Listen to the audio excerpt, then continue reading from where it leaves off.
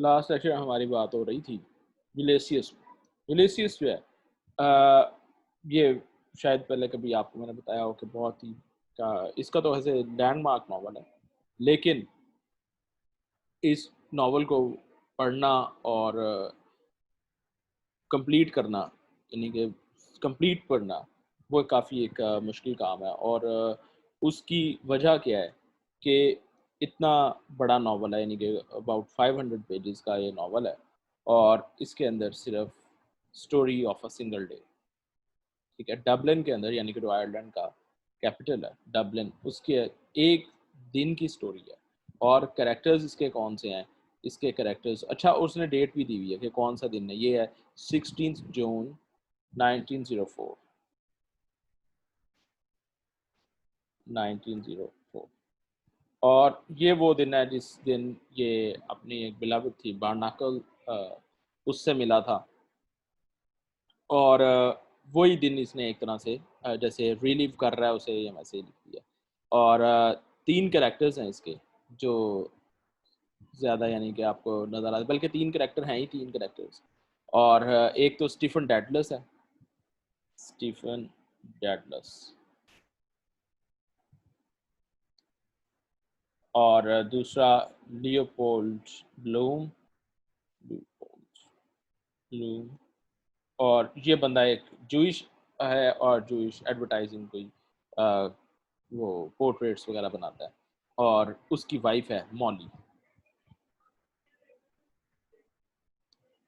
ये Leopold Bloom की wife है, ठीक है, ब्लूम्स वाइफ, यानी कि मॉली ब्लूम, इसका लिख लेते हैं, पूरा लिख लेते हैं ताकि मॉली ब्लूम। ये 3 लोग हैं जिनके गिर्द ये सारा घूम रहा है, और सिटी लाइफ को दिखा रहा है अपने इर्द गिर्द, यानी कि जिस तरह की ज़िंदगी चल रही है। और इसको आप कह सकते हैं कि ये जो होमर की ओडेसी है, जिसके अंदर उसने यूलिसिस की स्टोरी लिखी है, वही है ये, ठीक है, यानी कि उसको रीटेल किया गया, ठीक है। होमर की जो ओडेसी है उसको रीटेल किया जा रहा है। और होमर की जो ओडेसी है उसके अंदर जो 3 मेजर कैरेक्टर्स हैं वो कौन से हैं, टेलेमाकस और यूलिसिस और पेनेलॉप, एंड पेनेलॉप। और यही चीज़ें हैं बिल्कुल इसकी।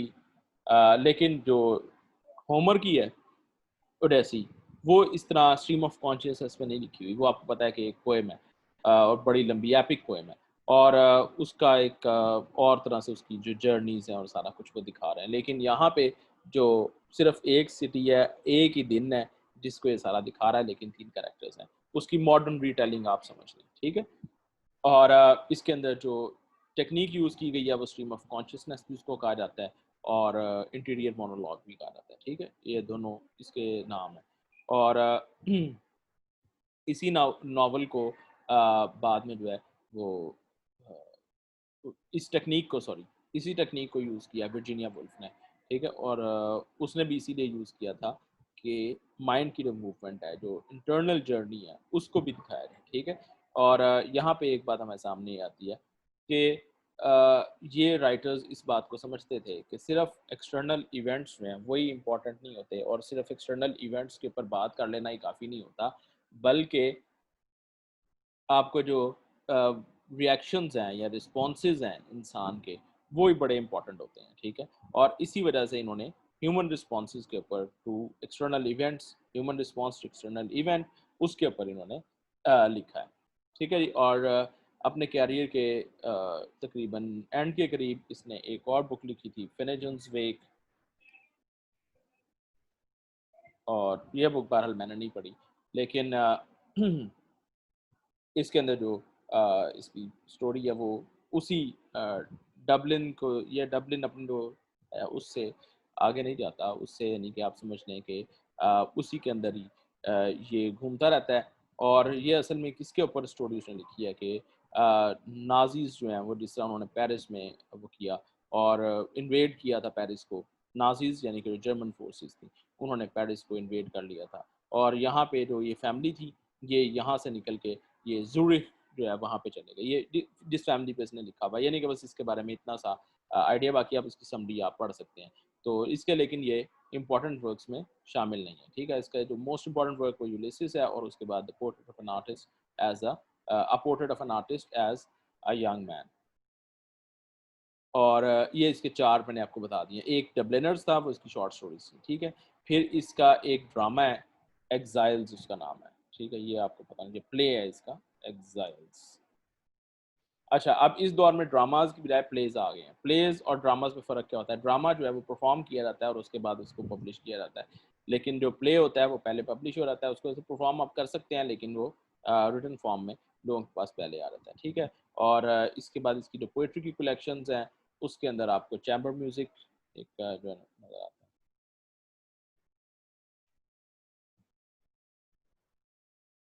लेकिन ये इसकी मशहूर नहीं है। और अच्छा, इसकी जो फिनेजन्स वेक थी, ये जैसे ही ये पब्लिश हुई है उसके बाद ही इसको बहुत ज़्यादा वो मिल गया, एक फेम मिल गया। और उस वो क्योंकि पहले एक एस्टेब्लिश्ड राइटर ये बन चुका हुआ था, ठीक है? और इसके बहुत सारे जगहों पे डबलिन के अंदर भी इसके जो है वो कमेमोरेशन के लिए मुजस्समे लगाए हुए हैं, और बड़ा, यानी कि बड़ा उनके लिए बड़ा एक मशहूर राइटर है, ठीक है? और आयरिश पीपल के लिए, और रिप्रेजेंट बहरहाल ये मॉडर्न एज को कर रहा है। अच्छा जी, इसके बाद मेरा ख़्याल है हम ज़रा अपने कोर्सेज़ को थोड़ा-सा देख लें। वैसे मेरा प्लान था कि आज वर्जीनिया वुल्फ़ को भी हम थोड़ा-सा देख लेंगे, और देखा जा सकता है, वैसे कोई इतनी वो नहीं है। तो अच्छा, इसका मैंने आपको टाइम पीरियड मेरा ख़्याल है मैंने आपको बता दिया था जो भी। चलें, अब हम चलते हैं इस पे, वर्जीनिया वुल्फ़ को भी देख लेते हैं, और उसके बाद फिर हम अ, आगे जाएँगे। वर्जीनिया वुल्फ़ जो है, इसने आपको पता है कि सुसाइड की थी। मैं लिख देता हूँ ये, वर्जीनिया वुल्फ़, और डबल ओ वाला वुल्फ है ये, ठीक है? और 1882 से 1941, और इसने बहरहाल सुसाइड किया। और सुसाइड करने की वजह क्या थी? वो जो सेकंड वर्ल्ड वॉर के जो हॉरर्स थे, उसकी वजह से इसने सुसाइड की। अ, अगर शुरू में इसकी आप लाइफ देखें, तो ये एक बड़ी पढ़ी लिखी फैमिली से इसका जो है ना ताल्लुक़ है। और इसका जो फादर है वो खुद फ़िलॉसफ़र था, एक बड़ा अच्छा स्कॉलर था, सर लेस्ली स्टीफ़न उसका नाम है। और तो खुद ही, यानी कि वो एक बंदा ऑथर है, और उसने अपने जो इसके जो सारे भाई थे, वो सारे पढ़ने लिखने वाले लोग थे, कैम्ब्रिज भी गए, और ऑक्सफोर्ड, कैम्ब्रिज, इस तरह इसके भाई पढ़े हैं, लेकिन ये जो है ना यूनिवर्सिटी नहीं जा सके, ठीक है? नहीं, इसके दोनों भाई कैम्ब्रिज में पढ़े हैं, ऑक्सफोर्ड में नहीं गए, कैम्ब्रिज में पढ़े हैं। और ये जो है वो यूनिवर्सिटी नहीं गई, लेकिन अपने घर के अंदर ही इनकी जो लाइब्रेरी थी, ज़ाहिर बात है, अगर फादर इसका स्कॉलर है तो लाइब्रेरी थी इसके पास, और ये उसी के साथ इसने अपनी जो है ना वो पढ़ा, और सारी जो इसकी ग्रोथ हुई है। और इसकी जो मदर थी, उनकी ज़रा डेथ अर्ली हो गई थी, जिसकी वजह से इसको बहुत जल्दी जो है वो लाइफ की जो रियलिटीज़ हैं वो इसके सामने आ गई। और एक जो इसका जो नॉवेल्स हैं, वो उनके अंदर आपको एक चीज़ जो नज़र आती है, बहुत ज़्यादा स्टैंड आउट करती है, वो इसकी फेमिनिज़्म है। और इसके अंदर इसके जो नॉवेल्स हैं, उनमें टू द लाइट हाउस, जो कि आपके कोर्स में था, और इसके अलावा मिसेस डैलोवे, ये मैं आपको से द वॉयज आउट, अच्छा, इसका पहला जो नॉवल है ना, वो है the voyage out, the voyage out, और ये 1915 में पब्लिश हुआ है, ठीक है? फिर इसके बाद अगला इसका जो नॉवल था, मिसेस डैलोवे। और फिर ये वैसे आपको बड़े आराम से जो है ना वो मिल सकते हैं, नॉवेल्स भी मिल सकते हैं, इनके नाम वगैरह भी। फिर टू द लाइट हाउस, और उसके बाद ऑरलैंडो, और वेव्स, वेव्स, द वेव्स है बल्कि। और इसका एक बायोग्राफी जो इसने लिखी है, वो है फ्लश, वो बायोग्राफी के नाम, इसके नाम से मशहूर हुई है, ठीक है जी? अ, उसके बाद अच्छा, एक इसका मेरा ख्याल है एक इनकम्प्लीट इसका वर्क है, ये आप ज़रा देख लीजिएगा, ये इनकम्प्लीट है या नहीं है। ये है between the acts, between the acts, इसको मैं डबल चेक भी कर लेंगे। और ये इसका जो बिटवीन द एक्ट्स है, ये इसका लिरिकल फॉर्म में एक तरह से इसका वर्क है, ठीक है? ये इसका बस देख लीजिए, ये पब्लिश इसके लाइफ में हुआ है या पोस्ट हम ह्यूमसली पब्लिश हुआ है, और इसका ये लास्ट वर्क है बिटवीन द एक्ट्स, क्योंकि 1941 में ही पब्लिश हुआ है ये। और ये बहरहाल मुझे इसका नहीं पता कि ये इसकी डेथ पहले हुई थी या ये पब्लिश हुआ है, पोस्ट पब्लिश है, बस ठीक है, थैंक यू। हुआ पब्लिश बहरहाल 1941 में ही है, उसी साल में ही पब्लिश हुआ है जिस साल में इसकी डेथ हुई है, ठीक है। और वर्जीनिया वुल्फ जो है अपनी लाइफ में एक ग्रुप की मेंबर थी और वो था ब्लूम्सबरी ग्रुप। ब्लूम्सबरी ग्रुप जो है वो एक लिबरल्स का ग्रुप है, और जिसके अंदर बहुत ज़्यादा जो लिबरल आइडियाज़ और बहुत ज़्यादा बोल्ड आइडियाज़ जो थे उस दौर के, वो डिस्कस किए जाते थे, ठीक है। और अच्छा, इसके ऊपर जो है ना एक ड्रामा भी लिखा हुआ है वर्जीनिया वुल्फ के ऊपर, मूवी है एक आवर्स के नाम से, ठीक है। बड़ी शानदार फिल्म है आवर्स। ये वर्जीनिया वुल्फ की लाइफ पे एक जो है वो फ़िल्म बनी हुई है। बहुत से राइटर्स की लाइफ पे फ़िल्म्स बनी हैं। बहरहाल ये वाली जो फ़िल्म है आवर्स, ये बड़ी एक मज़ेदार, बड़ी इंटरेस्टिंग फ़िल्म है। अच्छा, इसने खुदकुशी जो की थी, जो इसकी सुसाइड है, वो इसने क्यों की? उसकी वजह ये थी कि जब नाज़ीज़ ने बहुत ज़्यादा, जर्मन फ़ोर्सेस जो थी, बहुत ज़्यादा उन्होंने तबाही मचा दी पूरे यूरोप में, और ज्यूज़ के खिलाफ बहुत ज़्यादा उनका एक्शन था। इसका जो हस्बैंड था वो ज्यू था, और इन्होंने ये फैसला कर लिया था कि अगर, और जर्मनी आपको पता है कि जंग जीतने ही वाला था अगर एटम बॉम्ब्स ना मारता अमेरिका। तो इन्होंने इरादा कर लिया था कि अगर ये जीतते हैं जंग जर्मन्स, और जर्मन्स इन्वेड करते हैं इंग्लैंड को, तो हम दोनों सुसाइड कर लेंगे। ये इन दोनों ने फैसला किया था। लेकिन बहरहाल फिर इसके बाद इनके एक जगह पे अटैक हुआ जहाँ पे ये रहते थे, उधर अटैक हुआ, और यानी कि जो एयर स्ट्राइक्स वगैरह होती रहती थी जंग के दौरान। तो उसके बाद वर्जीनिया वुल्फ जो थी, इसने खुदकुशी कर ली। और इसने खुदकुशी कैसे की? इसने वर्जीनिया वो जो सिल्विया प्लैथ और ये बाकी जो लोग हैं, उनकी तरह खुदकुशी नहीं की। इसने कोई चांस नहीं दिया अपने आप को। इसने अपने ओवरकोट की जेब में पत्थर डाले और आराम से रिवर आउज़ है एक, उसके अंदर जो है ना ये उतर गई। और उसके बाद कोई 3 वीक्स के बाद इसकी डेड बॉडी मिली, और फिर इसको भी क्रेमिएट कर दिया गया, यानी कि इसकी बॉडी को जला दिया गया, और वो फिर इन्होंने अपने घर के जो मुख्तलिफ एरियाज़ थे उसके अंदर ही फेंक दी। तो ये बहरहाल इसकी जो है ना वो है। अच्छा, इसका एक और जो नॉन फ़िक्शनल वर्क्स जो हैं इसके, यानी कि जिनके नॉवेल्स के अलावा जो उसने लिखा है, एक इसका प्ले है फ्रेश वाटर के नाम से, और एक इसका नॉन फ़िक्शनल वर्क है अ रूम ऑफ वन्स ओन। ये पढ़ने वाली चीज़ है, और पेपर्स के बाद आपको जब मौका मिले तो आपके पास मेरा ख़्याल है काफ़ी कुछ है, अगर कोई पढ़ना चाहे तो। ये ऐसे है एक, और बहुत लेंथी ऐसे है, बड़ा इंटरेस्टिंग है। और इसके अंदर आप ये समझ लें कि ये उन लेक्चर्स के ऊपर था जो इसने लेक्चर कैम्ब्रिज यूनिवर्सिटी में इसने लेक्चर दिए थे, वुमेन एंड द फिक्शन, नहीं women and fiction, the fiction नहीं, वुमेन एंड फिक्शन। तो उस पे इसने लेक्चर्स दिए थे। उसके बाद इसने जो है ना ये एक ऐसे लिखा, लंबा सा ऐसे, और इसके अंदर इसने सारी जो प्रॉब्लम्स हैं वुमेन की, और जो उनको फ़िक्शन लिखने के लिए, और किस वजह से वो फ़िक्शन लिखती हैं, ये सारी चीज़ें यानी कि उसने दिखाई हैं कि अब एक फ़ीमेल के पॉइंट ऑफ व्यू से, ठीक है? इससे पहले जो नॉवेल्स या जो भी सारा कुछ लिटरेचर की डेफ़िनेशंस सारा कुछ था, वो मेल्स के पॉइंट ऑफ व्यू से हो रहा था, और इसने इसको फ़ीमेल के पॉइंट ऑफ व्यू से लिखा। और जो ब्लूम्सबरी ग्रुप जो था, उसकी वजह से इसकी जो क्रिटिकल एबिलिटी है वो बहुत ज़्यादा डेवलप हो गई। और उस ग्रुप के अंदर ज़ाहिर बात है डिस्कशंस, लिटरेरी डिस्कशंस भी होती थी, पॉलिटिकल डिस्कशंस भी होती थी इसके टाइम की। और इसको बहरहाल आप पढ़ सकते हैं, अगर ब्लूम्सबरी ग्रुप को आपको पढ़ना चाहें तो आप इसको पढ़ सकते हैं। अच्छा, इसने एक जो है ना छोटा-सा मैगज़ीन भी शुरू किया था, न्यूज़पेपर आप कह लें या मैगज़ीन था, उसके अंदर ऑटोबायोग्राफिकल एसेज़ जो है ना ये लिखती थी। और वो था 22 हाइड पार्क गेट। ये इसके नाम से इसने एक मैगज़ीन या एक सीरीज़ आप कह लें, वो शुरू की थी, 22 हाइड पार्क गेट।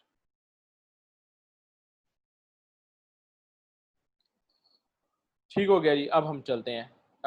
ये वर्जीनिया वुल्फ के लिए मेरा ख़्याल है काफ़ी है, बाकी इसके जो वो है टू द लाइट हाउस, वो हमने एक बार डिस्कस करेंगे ही, जब हम कोर्स वहाँ तक पहुँच जाएगा।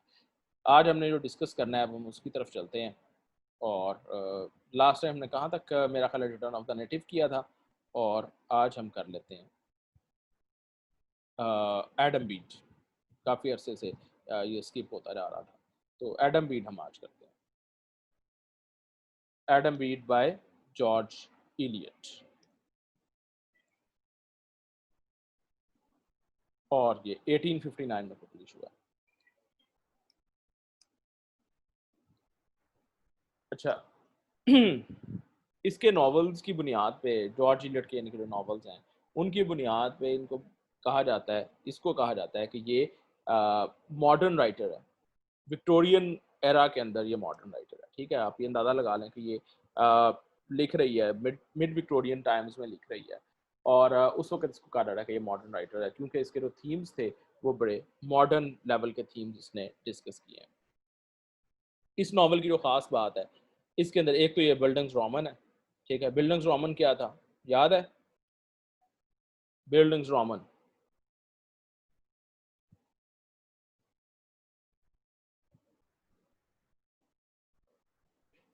ये भी बिल्कुल ठीक लिखा है। ग्रोथ ऑफ प्रोटैगनिस्ट जिसके नावल के अंदर दिखाई जा रही हो, या ग्रोथ ऑफ अ कैरेक्टर दिखाया जा रहा हो, दोनों आंसर्स ठीक है। तो बिल्डिंग्स रोमन, ये बिल्डिंग्स रोमन जो है वो ये नावल है, और एडम का कैरेक्टर उसने दिखाया कि किस तरह एडम, अच्छा ऑल दो एडम जो है बिल्कुल यूथ से नहीं उसने दिखाया, बिल्कुल यानी कि यंग एज से नहीं दिखाया, एक थोड़ा सा टीन एजेस के बाद ही है वो, और उसके बाद आहिस्ता आहिस्ता वो एडोलेसेंस की तरफ जा रहा है। इसे क्यों बिल्डिंग्स रोमन कहा जाता है, क्योंकि एडम का जो कैरेक्टर है वो डेवलप होता है इसके अंदर। जो इनिशियल कैरेक्टर है एडम का वो किसी और तरह का है, और आहिस्ता आहिस्ता वो डेवलप होता रहता है। शुरू में वो एंग्री है, और उसके अंदर ज़रा सी भी बर्दाश्त किसी भी तरह की नहीं है, और ट्रूथ्स जब उसको नज़र आता है तो उस ट्रूथ के लिए वो बिल्कुल फ़ौरन जो है वो एब्रप्टली, यानी कि एक तरह से उसको रिएक्ट करता है, और यानी कि ट्रूथ के लिए खड़ा होता है। और जब भी उसके कोई इमोरलिटी उसके सामने देखता है तो ये फ़ौरन रिएक्ट करता है, लेकिन वक्त के साथ साथ कुछ ऐसे इवेंट्स होते हैं इसकी लाइफ में जिनके साथ साथ ये सीखता जाता है, और ये इस नतीजे पे पहुंचता है कि इसके अंदर जो फ्लॉज हैं इसने उनको ठीक करना है। और यहाँ पे हमें नज़र आता है कि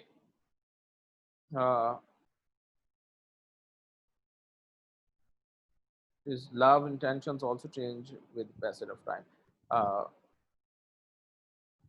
अब ये किस किस बेस पे आप कहना चाह रहे हैं, मुझे ये नहीं समझ आई कि love intentions and change, love attentions में भी, और चेंज होना, और ये सारा कुछ बहरहाल ऐसा हमें नज़र नहीं आता। वो इसलिए कि ये हैटी जो इसकी फर्स्ट बिलवेड है, और वही उसके एंड तक, यानी कि जब तक वो मर नहीं जाती तब तक ये उसके साथ रहता है, और उसके बाद ये ग्रो इस तरह करता है कि ये समझ लेता है कि अगर जिससे ये मोहब्बत करता है उससे अगर इसकी शादी नहीं भी हुई तो तब भी इसको इस सोसाइटी के अंदर रहने के लिए और इस सोशल जो एक प्रोसेस है उसको चलाने के लिए ज़रूरी है कि ये शादी करे, और वो किसी से भी की जा सकती है। लेकिन बहरहाल ये देखता है कि कौन सी इसके लिए मुनासिब एक खातून होगी, और फिर ये सर टीना लाइक मॉरिस से। वो जब उसको रियल होता तो उसके बाद जो दूसरा कैरेक्टर है तो एक मिनट ज़रा, एक मिनट पहले मैं ज़रा जो मैं कर रहा हूँ वो पहले मैं कर दूँ, उसके बाद बोलिएगा।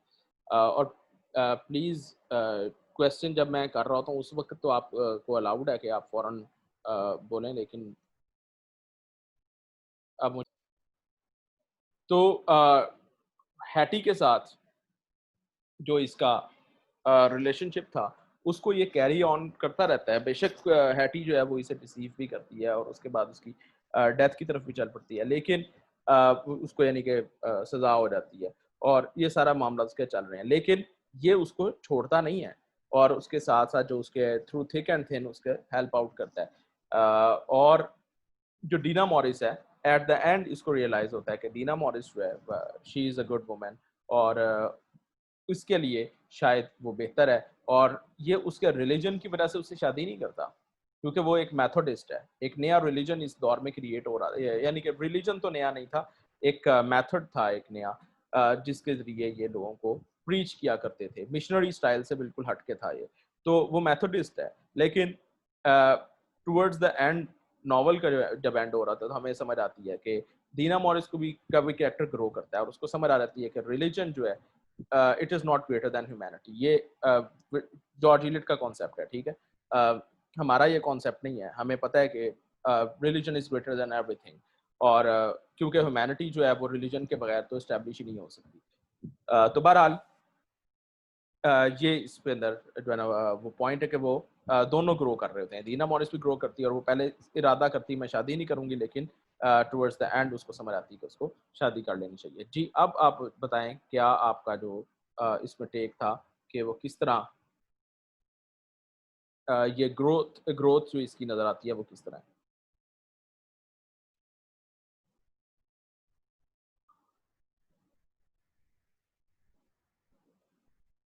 ये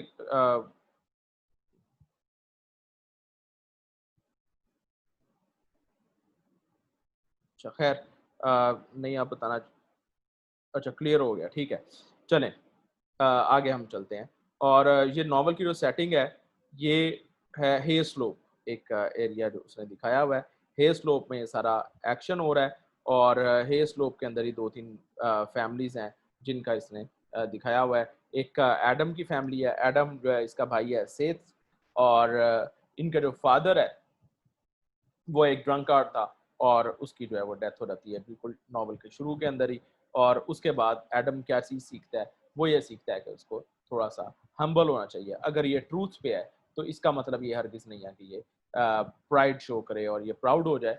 तो ये हम्बल होना शुरू हो जाता है और अपने आप को टोन डाउन करता है, यानी कि जो इसका बहुत ही ज़्यादा एब्रप्ट रिएक्शन होता था उसको ये थोड़ा सा लो करता है। और उसके बाद एक और जो इवेंट इसके साथ होता है और वो इवेंट क्या है कि इसकी हैटी के साथ इसकी एंगेजमेंट हो जाती है, लेकिन उसके बाद ये देखता है कि हैटी और आर्थर जो है वो एक रिलेशनशिप में इन्वॉल्व है और उस वजह से ये आर्थर को उसी वक्त जो है ना वो उस पर अटैक करता है और एक पंच के साथ उसको बेहोश कर देता है। लेकिन बाद में इसको रियलाइज़ होता है कि इसने ये बहुत ज़्यादा रिएक्ट किया है और इसको उसके ऊपर अफसोस होता है। फिर ये अपने आप को उसमें भी डेवलप करता है। ठीक है जी।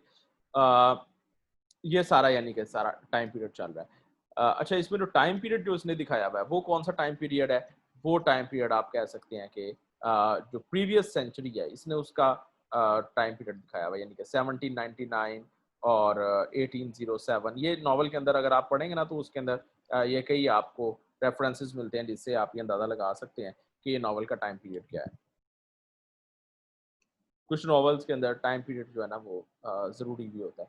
तो बहरहाल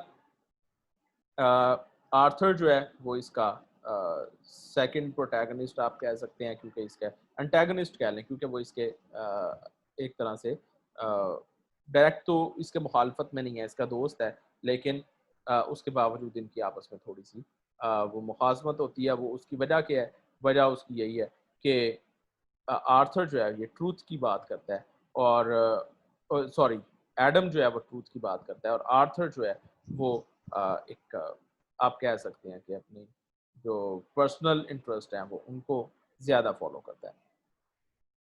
ये इसकी जनाब स्टोरी। अच्छा हाँ, हैटी जो है वो अपने पेरेंट्स के साथ नहीं रहती। हैटी के पेरेंट्स जो हैं वो उनकी डेथ हो चुकी है और वो अपने अंकल के और आंट के साथ रहती है, मिस्टर एंड मिसेस पोइजर। ये आपको ये याद होना चाहिए। और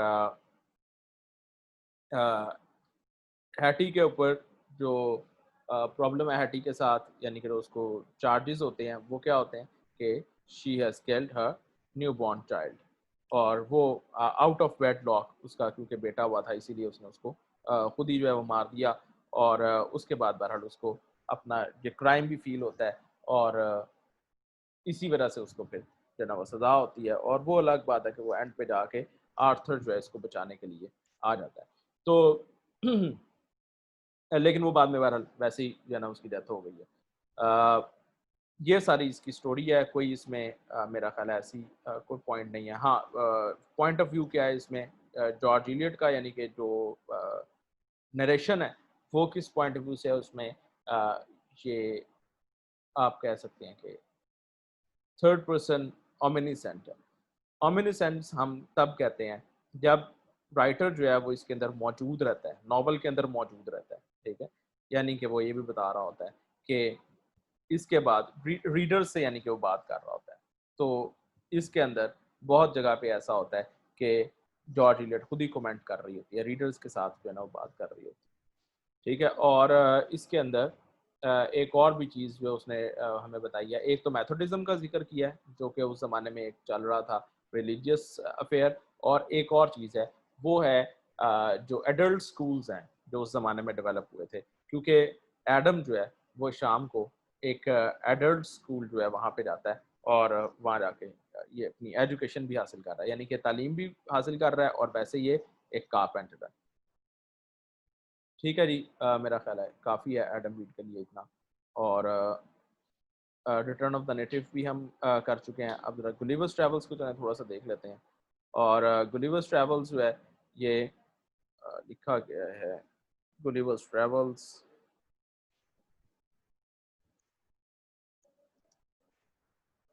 बाय जोनाथन स्विफ्ट।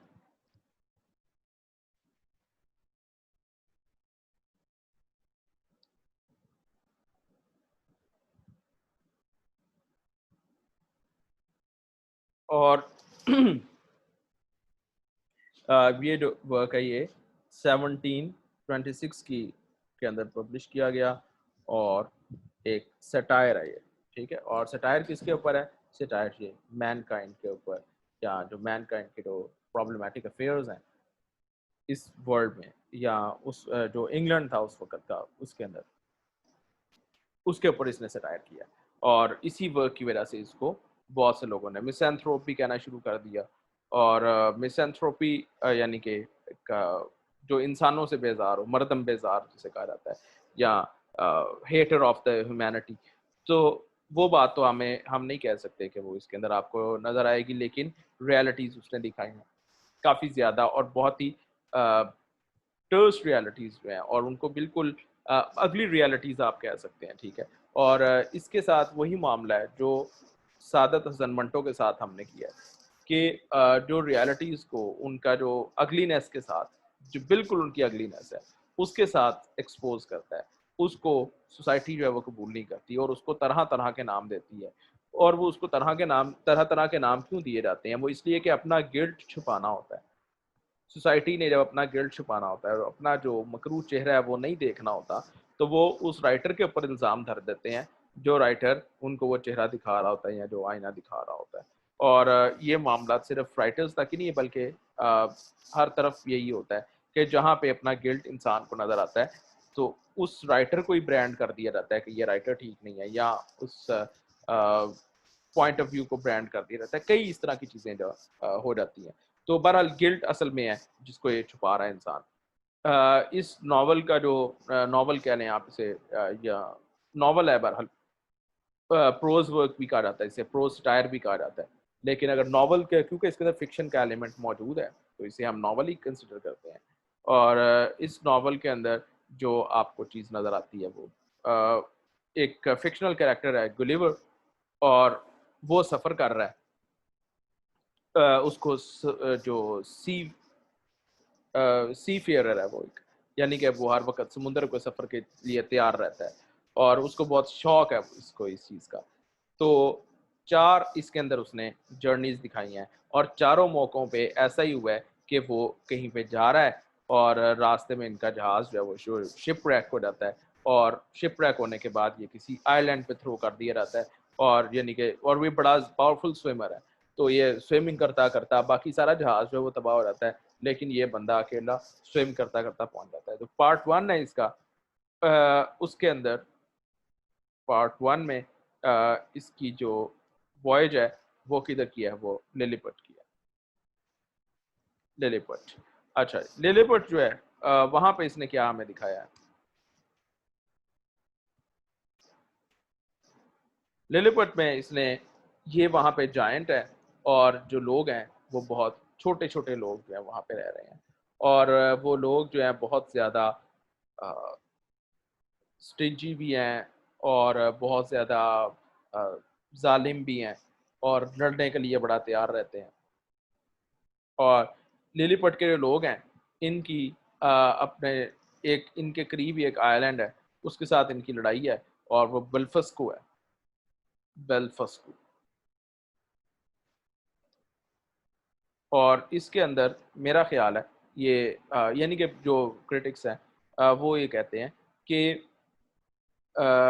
ये दिखा रहा है कि किस तरह इंग्लैंड और आयरलैंड की आपस में जो लड़ाई रहती है उसके बारे में दिखा रहा है। और यहाँ पे जो सटायर के जो पॉइंट्स हैं उनमें एक तो इसने सटायर की है प्रोटेस्टेंट्स पे और जो कैथोलिक्स हैं इनकी आपस में जो लड़ाई है उसके ऊपर सटायर की है इसने। फिर इसके बाद विग्स एंड टोरीज जो हैं उनके ऊपर सटायर की है, ठीक है, जो पॉलिटिकल पार्टीज थी उस वक्त की विग्स एंड टोरीज, उनके ऊपर सटायर की है। फिर जो वॉलपुल उस वक्त का प्राइम मिनिस्टर था उसके ऊपर इसने सटायर की कि यहाँ का जो लिलीपुट का जो प्राइम मिनिस्टर होता है या जो किंग होता है वो इसलिए अपने मिनिस्टर्स रखता है कि उनको ट्रिकिंग जो है ना बड़ी अच्छी आती है। कोई जो है वो टाइट रोप वॉकिंग अच्छी कर लेता है, कोई और किसी के साथ ट्रिक दिखाता है और इसी वजह से लोग जो है इसको पसंद करते हैं, वो प्राइम मिनिस्टर उनको पसंद करता है।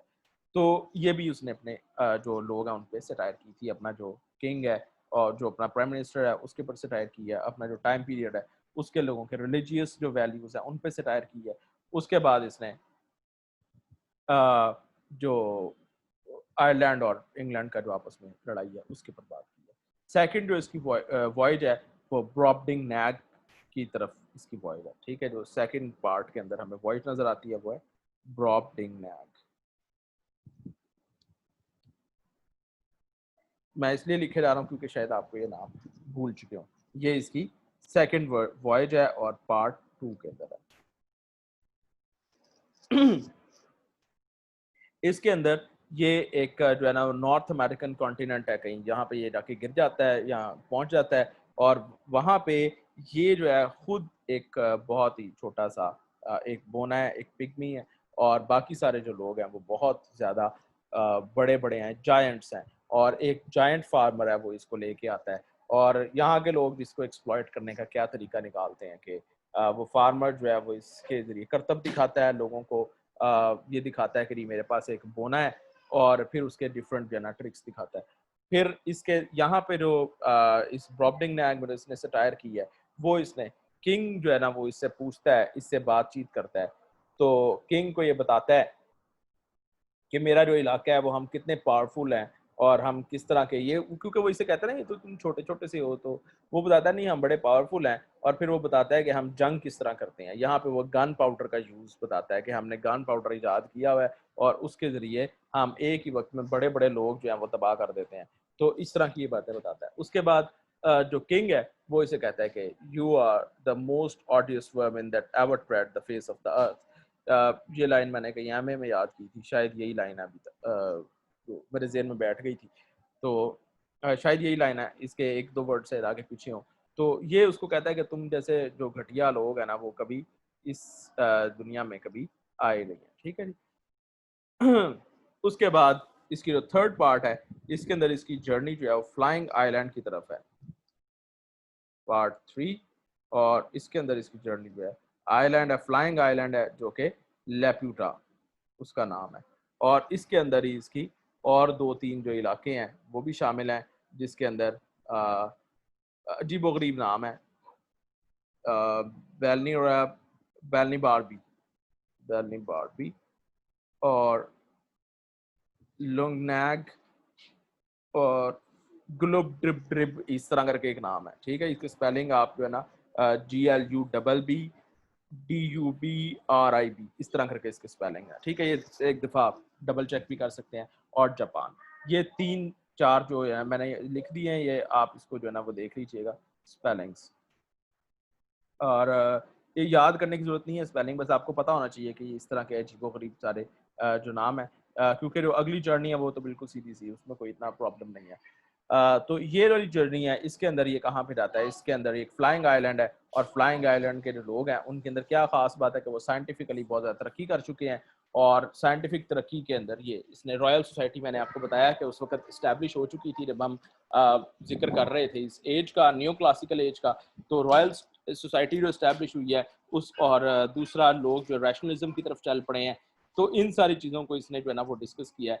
ये लोग खाना भी खाते हैं और फिगर्स के साथ बहुत ज़्यादा एक तरह से चल रहा होता है इनका, कोई ट्रायंगल और ये सारा, यानी कि सब्जियां भी काटनी है तो ट्रायंगल्स की फॉर्म में और इस तरह ये हिसाब रख के काटते हैं। तो ये सारा जो है ना इसने जो ग्रोइंग साइंटिफिक इंटरेस्ट था यहाँ, एक तरह से बहुत ज़्यादा साइंटिफिक जो इंटरेस्ट है उसके खिलाफ इसने ये सटायर किया, ठीक है। और जो लास्ट वन है, सबसे जो इम्पोर्टेंट सटायर है, वो इसकी है पार्ट फोर्थ में, और जिसकी वजह से इस पर ज़्यादा चार्जेस लगाए गए हैं कि ये है मिसएंथ्रोप है, और ये होएन हम्स है, ठीक है। होएन हम्स का जो लैंड है उधर ही जाता है, और उधर होएन हम्स जो है, Houyhnhnms are horses and Yahoos are human beings. Yahoos इसने एक जो है ना वो डेवलप की, एक फिक्शनल कैरेक्टर एक बनाया, या फिक्शनल जनरेशन बनाई है एक, और ये सारे ह्यूमन बींग्स हैं। और इन ह्यूमन बींग्स के अंदर जो होएन हम्स हैं, उनके अंदर आइडियल ह्यूमन बींग वाली सारी क्वालिटीज़ मौजूद हैं, और जो ह्यूमन बींग्स जैसे लोग हैं, याहूज जो हैं, उनके अंदर सारी वो क्वालिटीज़ मौजूद हैं जो कि इंसान जिनको हम रिजेक्ट करते हैं, या जो इमोरल क्वालिटीज़ आप इनको कह सकते हैं, ठीक है। उनके बारे में बताता है कि ये लोग बहुत ज़्यादा लस्टी हैं, फिर ये दिखाता है कि बहुत ज़्यादा जो कीमती पत्थर है उनके पीछे पागलों की तरह लड़ते हैं ये। और एक और जो चीज़ में दिखाता है जो बड़ी एक इंटरेस्टिंग है इसमें, और मुझे याद भी अभी तक,